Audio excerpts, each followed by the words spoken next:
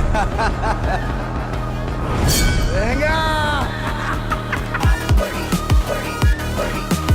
guys, আমি রাজ, welcome to সিনেবক্স। এখন আমি রিভিউ করব মালায়ালাম ফিল্ম আভেশাম। রাত 3টা বাজে ফাহাদ ফাসিল সিনেমার মধ্যে একটা টাওয়েল পরে নাচতেছে, আর এই মুহূর্তে আমি আমার রুমের মধ্যে স্পিকারে ফুল ভলিউমে শর্ট প্যান্ট পরে নাচতেছি। পাড়ার প্রতিবেশীর ঘুম ভেঙে যাক বা না যাক, I don't give a shit. আমি এখন ভাইবের মধ্যে আছি, আমার এখন নাচা লাগবেই লাগবে। That's it, that's the review. এই সিনেমাটা দেখার জন্য এর থেকে আর বেশি কিছু জানার দরকার কি আছে? আভেশাম মালায়ালাম ইন্ডাস্ট্রির একটা পুরোদস্তুর কমার্শিয়াল ফিল্ম। এখানে আমরা তিনজন টিনেজ বন্ধুকে কলেজে গিয়ে সিনিয়রদের হাতে বাজেভাবে র্যাগিং এর শিকার হতে দেখি। সিনিয়রদের হাতে খুবই বাজেভাবে মারধর খাওয়ার পরে তারা প্রতিশোধ নেওয়ার জন্য লোকাল গ্যাংদের সহায়তা নেওয়ার চেষ্টা করে। লোকাল গুন্ডাদের সাথে ঘনিষ্ঠতা করতে গিয়ে তাদের বন্ধুত্ব হয়ে যায় রাঙ্গা নামের এক ব্যক্তির সাথে। তবে এই ব্যক্তিকে দেখে যেরকমটা মনে হয় আসলে সে একেবারেই সেরকমটা নয়। এখান থেকে শুরু হয় সিনেমার মেইন গল্প। তো এরপরে পুরো ঘটনাটা ঠিক কোথায় গিয়ে দাঁড়ায়, এই তিনজন টিনেজ বন্ধুর জীবনে ঠিক কি নেমে আসে, এই ব্যাপারটা জানতে হলে আপনাদেরকে দেখে নিতে হবে আভেশাম। ব্রাহ্মায়ুগাম এবং মঞ্জুমেল বয়েসের পরে মালায়ালাম ইন্ডাস্ট্রির আর একটা বম্ব হচ্ছে এই আভেশাম। একটা আনকনভেনশনাল মাসালা ফিল্ম মালায়ালাম ইন্ডাস্ট্রি সম্পূর্ণ নিজেদের মতো করে তৈরি করেছে। এটাকে একটা আনকনভেনশনাল মাসালা ফিল্ম বলছে এই কারণে যে একটা মাস বা মাসালা ফিল্মের ক্ষেত্রে যে সমস্ত এলিমেন্ট, যে সমস্ত নর্ম আমরা দেখতে পাই, এর প্রায় প্রত্যেকটা নর্মই এই সিনেমার মধ্যে ব্রেক করা হয়েছে। একটা টিপিক্যাল মাসালা ফিল্ম আমরা যেটা দেখতে পাই, যেখানে হিরো খুবই রাউডি টাইপের হবে, সে অনেকটা উঁচা লম্বা সিক্স প্যাকওয়ালা বডি বিল্ডার হবে, যাকে তাকে যেখানে সেখানে মারধর করে বেড়াবে, বিশাল ডায়লগ বাজি করবে, হিরোগিরি দেখাবে, don't give a shit attitude. এইসব কমন এলিমেন্টের কোনো ব্যাপারে কিন্তু এই সিনেমায় ফাহাদ ফাসিলের ক্যারেক্টারের মধ্যে নেই। বরঞ্চ এখানে এই ক্যারেক্টারটাকে সম্পূর্ণ বিপরীত করে দেওয়া হয়েছে। খুবই শর্ট, রোগা পাতলা একটা লোক, তার সিক্স প্যাক নেই, তার মধ্যে এরকমের একটা রাউডি টাইপ অ্যাটিটিউড নেই, যাকে তাকে যেখানে সেখানে সে মারধর করে বেড়াচ্ছে না, সে বড় বড় ডায়লগ বাজি করতেছে না, বরঞ্চ সে টিকটকারদের মতো রিলস বানাচ্ছে। সে নাচতে পছন্দ করে, সে নাচে, আর সেই নাচও এমন ধরনের নাচ একেবারে হাত পা ছুড়ে যেমন ইচ্ছা তেমন। লোকজন সেই নাচ দেখে হাসে। কি শুনতে ব্যাপারটা বেশ অবাক লাগছে না? যে এটাও কি একটা মাস হিরো হতে পারে? স্ক্রিপ্ট লেভেলে এই আইডিয়াটা, এরকম একটা মাস হিরোর আইডিয়া, এটা জাস্ট একটা impossible idea. It sounds impossible. যে কোনো হিরোর কাছে, মালায়ালাম ইন্ডাস্ট্রি ছাড়া আমার মনে হয় অন্য যে কোনো ইন্ডাস্ট্রির যে কোনো মাস হিরোর কাছে এইরকম একটা স্ক্রিপ্ট নিয়ে গেলে সে জাস্ট ছুঁড়ে ফেলে দেবে। সে বলবে এটা ফাইজলামি করতে আসছে আমার সাথে, এটা কি, এটা কেমন ক্যারেক্টার, মানুষজন তো আমরা নিয়ে মজা নিবে, আমার কি এটা জোক হিসেবে পর্দায় প্রেজেন্ট করার ইচ্ছা আছে? এরকমই হবে যে কোনো মাস হিরোর রিয়াকশন। বাট ফাহাদ ফাসিল স্ক্রিপ্টটা পড়ার পরে he was probably like, okay let's fucking go, let's go boys. কিন্তু যে ক্যারেক্টারটাকে স্ক্রিপ্ট লেভেলে শুনতে জাস্ট একটা জোক মনে হয়, একটা জোকার মনে হয়, সেই ক্যারেক্টারটাকে ফাহাদ ফাসিল এতটা কনভিকশনের সাথে প্লে করেছে যে ম্যান, ফাহাদ ফাসিলের এই ক্যারেক্টারটা শুরু থেকে শেষ অবধি দেখে যে কোনো মাস হিরো যারা সারা জীবন ধরে বড় বড় সিনেমায় একের পর এক সব মাস ক্যারেক্টার প্লে করে এসেছে, তারাও জাস্ট লজ্জা পেয়ে যাবে। ফাহাদ ফাসিলের যে এনার্জি, প্রত্যেকটা শটে যখন সে স্ক্রিনে থাকে, জাস্ট তাকেই থাকতে ইচ্ছা করে, চোখ সরানো যায় না, শুধুমাত্র তার দিকে তাকিয়ে তাকিয়ে দেখতে ইচ্ছা করে যে লোকটা কি করছে। একটা দৃশ্য আছে যেখানে ফাহাদ ফাসিল শাওয়ার নেওয়ার পরে বাথরুম থেকে বেরিয়ে টাওয়েল পরা অবস্থায় ডান্স করতে শুরু করে দেয়, এবং ডান্স করতে করতে সে ড্রেস আপটা করে। ওই পুরো দৃশ্যটা ম্যান, রাত 3টা বাজে, 3টা, সেই সময়ে আমি ওই সিনটাকে বারবার রিপিট করে ফুল ভলিউমে আমার রুমের মধ্যে আমি নেচেছি।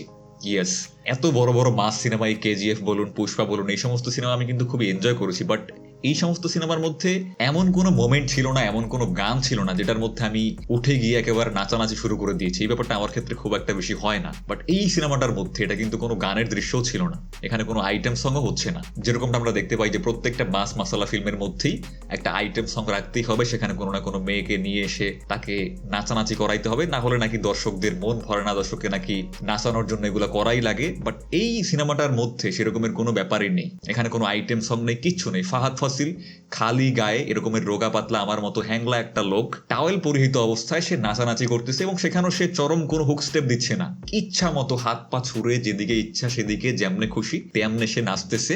আর এই উল্টাপাল্টা নাচও সে এতটা কনভিকশনের সাথে করছে যেটা দেখে আমার শালা মজা এসে গেছে, একটা ভাইবের মধ্যে চলে গেছি যে আমার নাচা লাগবেই লাগবে। ইফ ইউ ডোন্ট নো, আমি স্মোকিং করি না, বাট এখানে একটা দৃশ্য রয়েছে যেখানে ফাহাদ ফাসিল একটা সিগারেট টানতে টানতে তারপরে নাচে। এই দৃশ্যটা দেখার পরে আমার কাছে মনে হয়েছে অ্যাকচুয়ালি যে শালার এই দৃশ্যটা রিক্রিয়েট করার জন্য হলেও আমার একটা বিড়ি ধরায় মুখে নেওয়া লাগবে। You feel the magic. এটাই হচ্ছে সিনেমা, দিস ইজ সিনেমা। মানুষের সাথে কানেক্ট করার জন্য বিশাল কোনো আয়োজনের একেবারেই কোনো দরকার নেই। বেডরুমে বসে ওয়াশরুম থেকে বেরিয়ে একটা লোক নাচছে, সেই জিনিসটা দেখে এমন মজা পেয়েছি। আমি সর্বশেষ কোনো মাস ফিল্ম দেখে এই জিনিসটা কবে আমার সাথে হয়েছে আমার এখন মনে পড়ছে না। আর এই জিনিসটাও কিন্তু একেবারেই শুধুমাত্র দর্শককে নাচানোর জন্যই আননেসেসারিলি এখানে রেখে দেওয়া হয়নি। এই জিনিসটার মাধ্যমে ক্যারেক্টারটার একটা ইনোসেন্স বোঝা যায়। এই ক্যারেক্টারটা নিজেকে নিয়ে অনেক বেশি হ্যাপি, তার চারপাশে যে লোকজন রয়েছে, তার লাইফ, তার সারাউন্ডিংস নিয়ে সে অনেক বেশি স্যাটিসফাইড। সে সবসময় একটা ফুরফুরে মেজাজে থাকে, সবসময় তার মনের মধ্যে একটা অন্যরকমের আনন্দ বিরাজ করে। এই পুরো ব্যাপারটাই কিন্তু এই সিকোয়েন্সটার মাধ্যমে চমৎকারভাবে ফুটে ওঠে।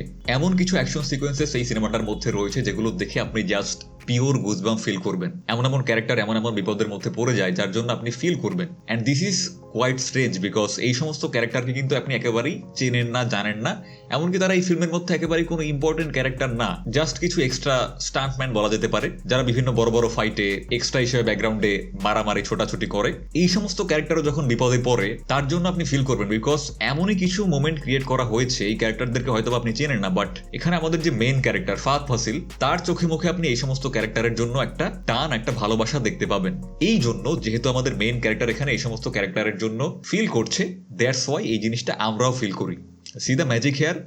একেবারেই কিন্তু এই সমস্ত ক্যারেক্টারের কোনো ডেভেলপমেন্ট নেই, বাট স্টিল যেহেতু আমাদের মেইন ক্যারেক্টারের চোখে মুখে একটা অন্য রকমের ভালোবাসা দেখা যাচ্ছে এই সমস্ত ক্যারেক্টারের প্রতি, যার কারণে এই ব্যাপারগুলো আমাদেরকেও টাচ করে যাচ্ছে। এমনকি এখানে ফাহাদ ফাসিলের যে ক্যারেক্টারটা রয়েছে, সেই ক্যারেক্টারেরও কিন্তু সেরকমের কোনো বড় সড়ো ব্যাক স্টোরি যে অনেকটা সময় নিয়ে দেখানো হয়েছে, বিল্ড আপ দেওয়া হয়েছে, এমন কোনো কিছুই নেই। যেই ব্যাপারটা আমি অসংখ্য রিভিউয়ের মধ্যে বারবার বলি যে ব্যাক স্টোরি ভালোভাবে না দেখানো হলে আমরা এই সমস্ত ক্যারেক্টারের মোটিভেশন, এই সমস্ত ক্যারেক্টারের চিন্তা ভাবনা কোনো কিছুই ফিল করতে পারি না, এই সমস্ত ক্যারেক্টারের জন্য রুট করতে পারি না। বাট এই সিনেমাটার মধ্যে এই ব্যাপারটাও সম্পূর্ণরূপে ভুল প্রমাণিত করে দেওয়া হয়েছে।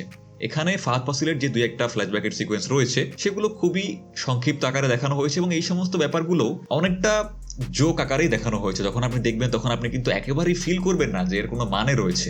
আপনার কাছে মনে হবে শুধুমাত্র কমিক রিলিফের জন্য এই সমস্ত সিকোয়েন্স ডিজাইন করা হয়েছে। বাট ম্যান, ক্লাইম্যাক্সে গিয়ে যখন এই সমস্ত জিনিস কানেক্ট করে তখন আপনি ফাহাদ ফাসিলের ক্যারেক্টারটার জন্য একেবারে মন থেকে ফিল করবেন, এই ক্যারেক্টারটা আপনার মন ছুঁয়ে যাবে। এমন একটা সিনেমা আমি দেখলাম যেটা দেখে আমি নেচেছি, আমি সিটি বাজিয়েছি, এবং শেষের দিকে সিনেমাটা আমাকে অ্যাকচুয়ালি টাচ করে গেছে হৃদয়ে।